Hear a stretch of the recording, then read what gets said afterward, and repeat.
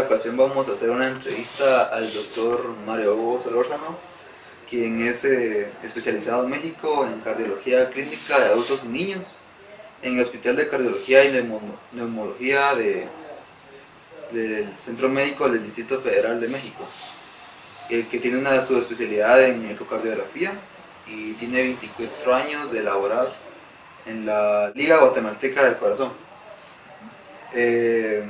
Mucho gusto, doctor. Vamos a hacer una entrevista sobre lo que es el bypass y lo que tiene que ver con todos los procesos, ¿verdad? Y los materiales que está hecho.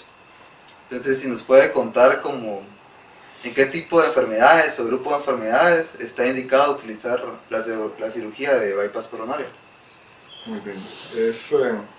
Primero, buenas tardes. Gracias por la entrevista.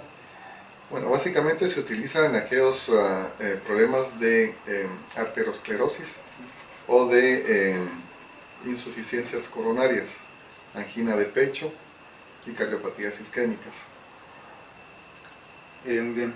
Si nos podría dar un porcentaje de personas en Guatemala que padecen de enfermedad de arteria coronaria. Bueno, aquí en Guatemala los registros estadísticos no son muy fieles, pero se dice que más o menos de un 2 a 3% de la población va a llegar a padecer de problemas arterioscleróticos o cardiopatías isquémicas. ¿Qué cambios hemodinámicos se observan en la arteria del paciente que tiene la enfermedad para que sea necesario que este se someta a una cirugía de bypass? Bueno, acordémonos que la sangre es el transporte de nutrientes y de oxígeno a todos los tejidos.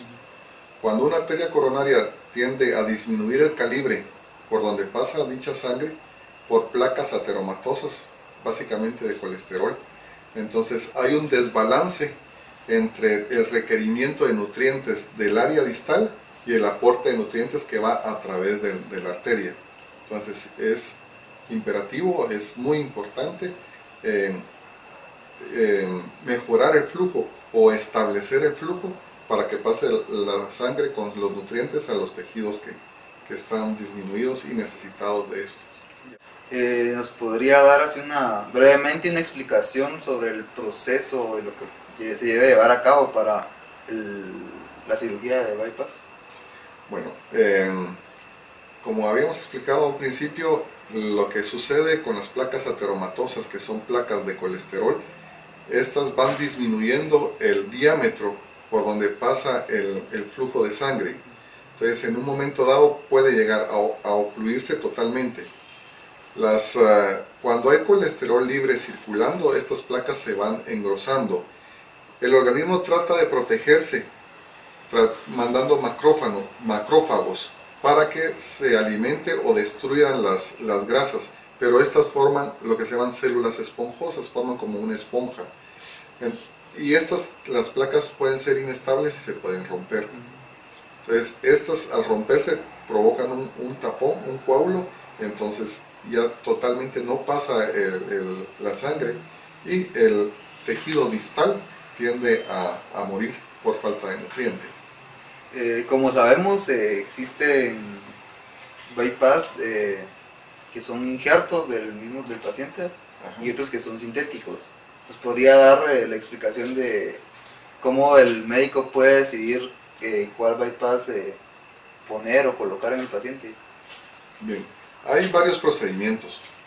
Los bypass coronarios, eso es la cirugía que ha sido tradicional.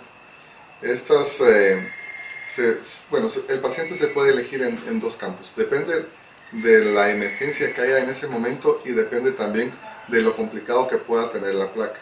Entonces se elige o someterlo a un cateterismo con colocación de stent medicados, o se somete a lo que es el bypass coronario o puente coronario.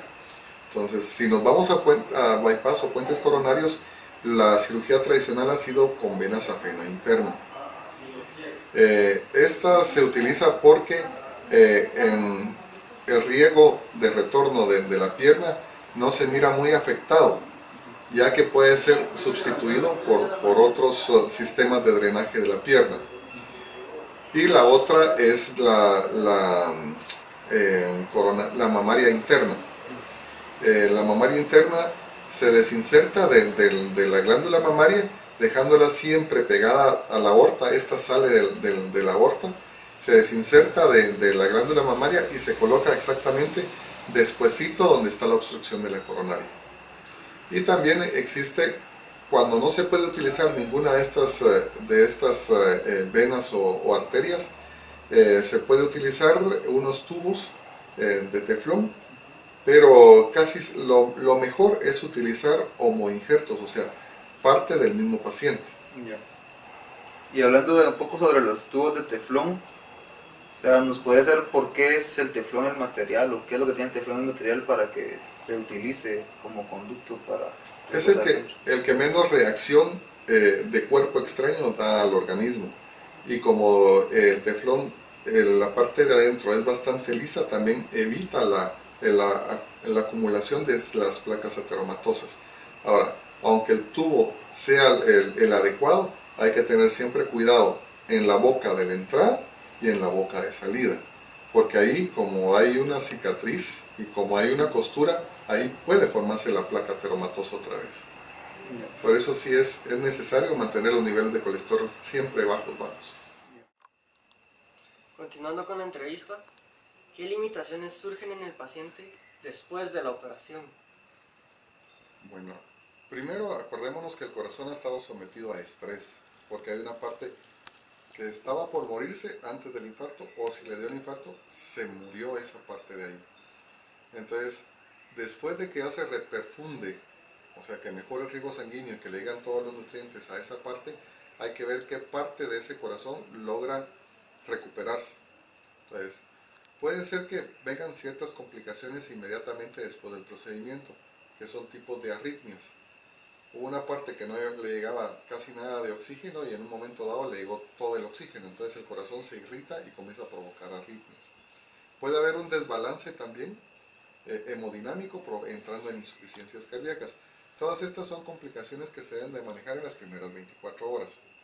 Después de pasar estas 24 horas que son críticas, las próximas 48 horas ya no son tan críticas, pero sí son delicadas. Pasando de esta semana, que es la de readaptación otra vez de ese corazón, hay que someter al paciente a una rehabilitación cardíaca con ejercicios controlados, y hay médicos cardiólogos especialistas en rehabilitación cardíaca y gimnasios especializados también aquí en Guatemala para ese tipo de pacientes.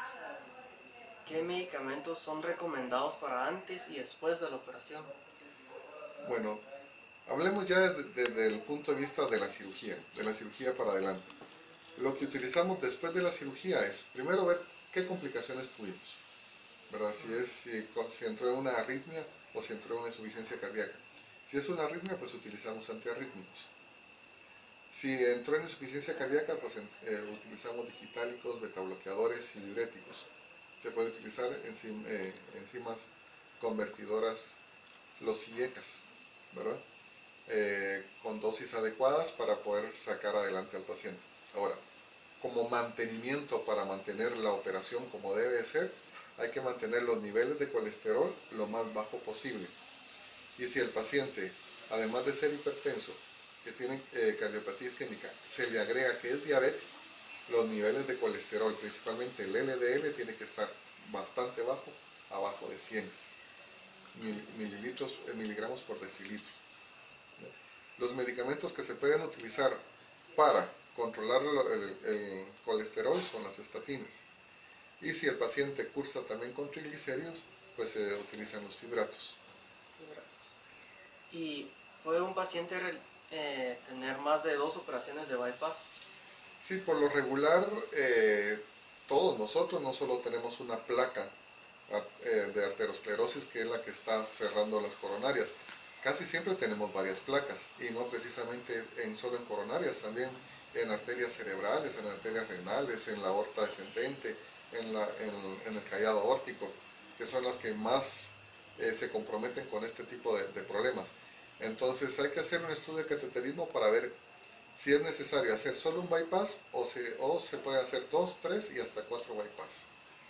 O se hace combinación de técnicas.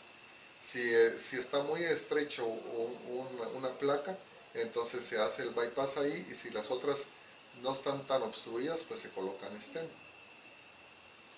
¿Hay algún detalle que usted quiera agregar? Bueno, de los stent, hablando del bypass, que ya les dijimos que podemos utilizar vena tipo safena interna, arteria tipo mamaria interna, o se puede usar tubo de teflón. Y hablando de los stent, que es un resortito que se ingresa a través de un cateterismo por la ingle hasta la coronaria donde está la obstrucción. Entonces, a través de un catéter, en la punta del catéter que va un balón desinflado, va un resortito. El resorte se infla de 2 a 4 o 6 atmósferas de presión, metiendo el resorte dentro de las paredes de la coronaria, destruyendo la placa. Estos stent pueden ser hechos de acero inoxidable, de titanio o de magnesio. Hay algunos que son medicados y otros no son medicados. Los medicados evitan que se acumule en células y que formen otra placa y que vuelva a cerrar otra vez esto. Esto es como un proceso alternativo. Es un proceso alternativo que ahorita está de moda y de auge, porque se pueden hacer cateterismos de rescate. O sea, el paciente entra en una angina de pecho inestable, en un cuadro coronario agudo y que todavía no ha llegado a infarto o está en las primeras horas del infarto. Entonces se mete a cateterismo y se abre la coronaria y entonces ya se evita todas las complicaciones posteriores. Claro, después de eso tiene que seguir con mucho cuidado este paciente. Muy bien, muchas gracias, doctor. Gracias por su atención y paciencia. Muchísimas gracias. Gracias a ustedes. No.